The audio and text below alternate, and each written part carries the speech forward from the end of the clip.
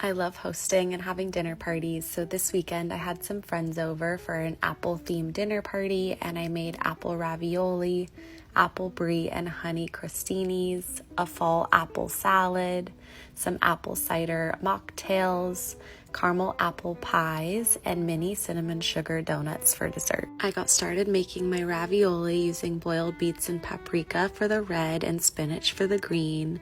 I did a ricotta parmesan reggiano salt and pepper filling, and then I used an apple cookie cutter to make sure they looked extra realistic. I cut out some green leaves and added those on, and then carved out some apples for an apple cider bloom greens mocktail. I also made an apple cider mocktail as well.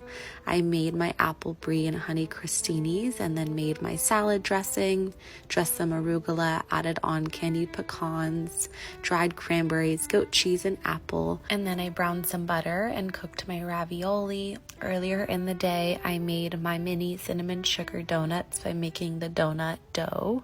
I baked that in a mini donut tray and then brushed each of the donuts with some butter and then dunked them in the cinnamon sugar mixture. I then got started on my pie dough for the caramel apple pies, and then I made a homemade caramel sauce, mixing that all together, and then I added it to a glass jar to cool.